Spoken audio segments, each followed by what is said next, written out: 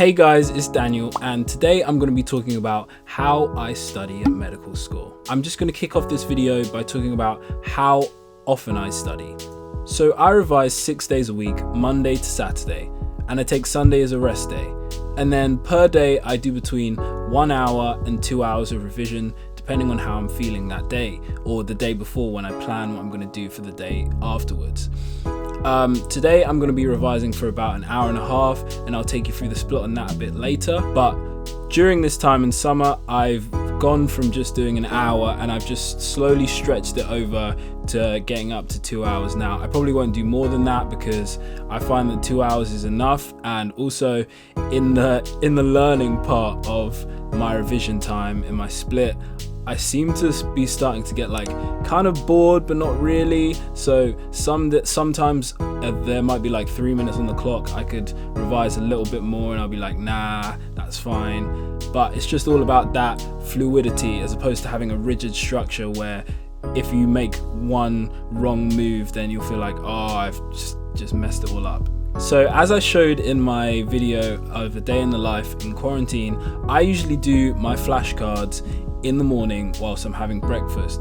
I don't have that many flashcards. I only recently started using Anki. I used to use Google Sheets, where essentially you have your list of questions down one side and you have your answers down the other side, but in a white font so that you can't see the answers. You have to click over.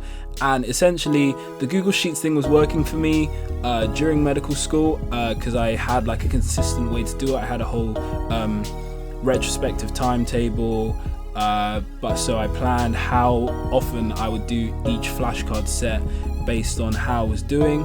But when I got to the lockdown and everything, it seemed like I didn't really want to do the flashcards, so I kind of ended up doing less flashcards per day, and I sort of forgot a few. So I transferred my flashcards to Anki, which is really simple. If you were using Google Sheets like me, it's a like 5-minute process. And now that I use Anki, I find that it's easier for me to just start the flashcards in the morning, and that there's less flashcards to do per day because as you slowly start to build in Anki, I started off by adding 20 new flashcards in per day overall in my set, and it took me about a week to get in the main flashcard set that I use, and then I started transferring over more, and now I probably do an average of around 30 or 40 flashcards, which only takes me less than 10 minutes. Okay, so I don't count that flashcard side in the time of revision that I have planned for the day, just because it doesn't really seem like revising to me. It's very much flashcard clicking and click. It's like it's active recall, so I obviously do have to learn a bit and I have to use my brain, but I feel like there are better ways to revise, which some people might disagree with. I just wouldn't personally use flashcards as my main source of revision. That brings me on to how I actually revise. A day like today, where I have an hour and a half of revision, I'd split my time into 45 minutes of doing question banks like past medicine and past tests, and 45 minutes of doing a bit of learning or recapping something I've already gone over by watching videos on it.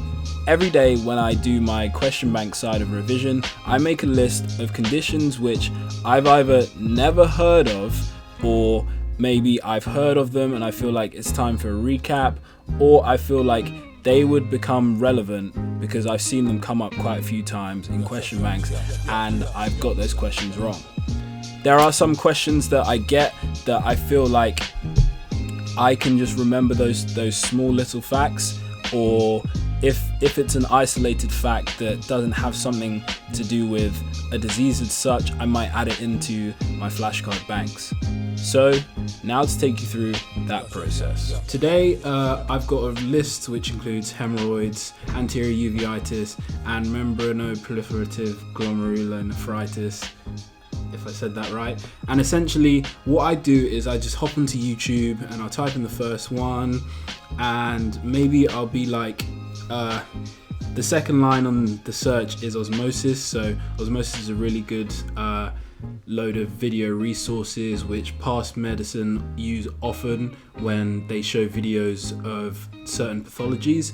and I think that they give a very good understanding. But first up here, we have Armando Hasidigan, which he's also a really good guy. I really like him. But I find that just typing in osmosis takes you to a more learning approached way of finding videos, as opposed to if you go down here, you might find some things that are based on like patient experiences. You get a couple surgeries, people talking about just random symptoms, and it's just these short videos that aren't really made for learning. They're made for people who think that they might have these conditions, and that's not really what you want.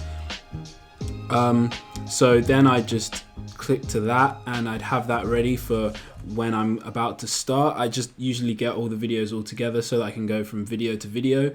Something like anterior uveitis, looking through it, doesn't seem to be something like from someone that I would know, but I might check someone like Dr. Paresh here.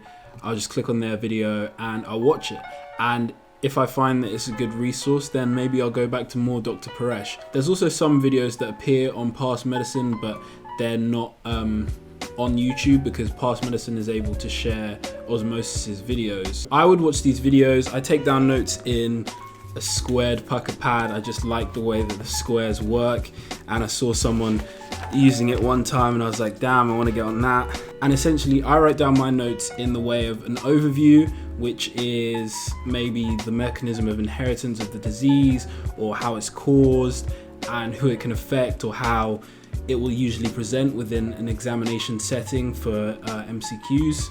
And then I also, under that, would do the symptoms of the disease, how it's diagnosed, and treatment for the disease as well. Now, symptoms can be really non-specific, so sometimes I don't write down symptoms for like things like respiratory diseases. The symptoms are pretty much all the same, so it all comes down to the diagnosis, so I take more detail in the diagnosis to be able to differentiate between the diseases. That's the learning side of my revision. Now onto the question side. Like I said before, I use Past Medicine and Past Test, so we're going to start with Past Medicine, and I have used the USMLE Step 1 revision set, but I mostly use the medical students years 1 to 3 one, and I find it to be the best. So on the medical students years 1 to 3, there's a question side and a knowledge tutor side.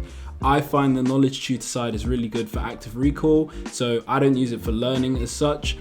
I do 100 knowledge tutor flashcard things every other day, so that's 3 times a week, and I just find it's good to keep your brain in it. And when you see certain things in questions on Past Medicine and things on Past Test, if you can recall what you've learned from knowledge tutor, you can easily spot the diagnosis that they're trying to get you to diagnose. So just to show you knowledge tutor a little bit now, it's just quick flashcards like this, and yeah, so I do 100 of those. But enough of that, let me show you the questions. So on Past Medicine, you have this whole interface, have the start questions, which is easy. You can pick the system that you want to pick for your questions, and it shows you the progress of your questions, how many questions you have left. And I find it good. It talks about pathologies, talks about anatomy, and it's just got a whole wide range of questions, and it's really good for that. Also, there's the textbook, and you can search for certain questions that you want to have answered on certain topics if you want to go specific. I just go through the questions and see what I can do, and then from the questions I write down pathologies which I think I can study for the next day. So Past Test is £25 a year, and essentially there's I think about 3,000, 4,000 questions on Past Test. There's a few that aren't MCQ questions, so if your medical school does short answer questions and longer extended questions, then it's good for you. Also, if you enter in the medical school that you go to on Past Test, it will give you a question bank based off the things for your medical school, and also there's a mock examination for your medical school. I haven't done the mock exam, but it's like what a mock exam for that medical school would be. The questions on Past Test are pretty good. Sometimes they can seem kind of random. Also, when I've just recently finished the question bank for my medical school, so I'm gonna reset it soon. But when you go onto the the specific single best answer questions. There are a whole load on like Scotland, and it's like, is this really relevant? Not really, because my medical school is in England and I'm not planning on going to Scotland, but you never know. Okay, so thank you for watching this video. If you did enjoy it, please leave a thumbs up. And if you're new around here, hit that subscribe button for more content. We're going weekly now. This is the 3rd week in a row that I've managed to get it out. So hopefully I can stay consistent. But until then, I'll see you in the next video.